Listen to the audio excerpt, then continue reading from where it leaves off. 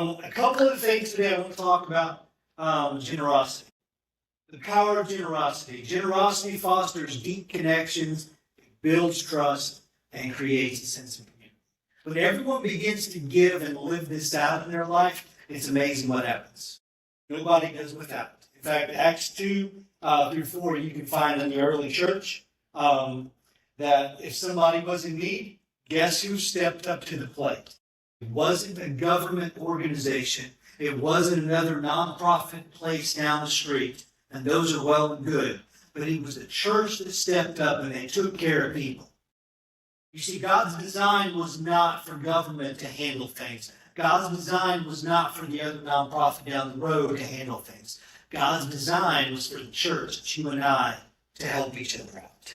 And see, when we all give faithfully, consistently what God has blessed us with, then we are able to do above and beyond so much more than we could ever imagine. And that doesn't mean large crowds. It just means being faithful with what God has blessed us with. And so, some practical action steps I want you to know. One, to cultivate a generous heart. So how do I do this? And maybe that's the next question for you. So how do I begin this process? What does that look like? Start by looking at what you got and consider how you can give through time, talents, and finances. If you have not been tithing, I would encourage you to pray about that first, because you should always pray about it. You should always see God's wisdom, and then you should give. There are some things in Scripture that a lot of times we go to prayer to God, and we say, God, what should I do about this? When in reality, the answer's already been given. And instead of praying about it, we should just go ahead and do it. And so that's why we talk about the ways that you can give every week. Because there are multiple ways you can give and support the mission here at the church. We're going to talk in more detail a little bit about what some of that looks like. So, with your time and your talents, how you serve in the lobby, how you greet people. If you have the gift of hospitality, guess what? You need to serve there.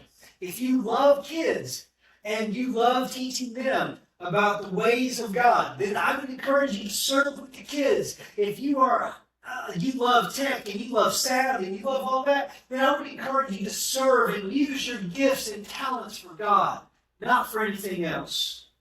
And so, another practical step here. Step number 2, practice regularly. Make generosity a habit in your daily life, allowing it to become an distinctive part of your character. It's like Bible study. If you want to make Bible study a habit in your life, the only way to make that a habit in your life is to do it every day. Do it every day. There's no other way. There's no fix. There's no self-help book that's going to help you. There's no app that's going to help you. It's you and God taking a commitment to say, I'm going to do this. And you do. So give financially and give regularly. I can't tell you that enough that consistent giving matters to your church. Because this is our church. Consistent giving matters to your church. It allows us to plan. It allows us to fund things. It allows us to do things.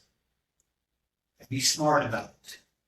And not end up in a spot where we're going, oh my goodness, we were expecting this giving, and all of a sudden, oh, we don't have that now. By the way, we've already planned this, and this. Now we can't accomplish those things. So your giving matters consistently. Serve on a team consistently.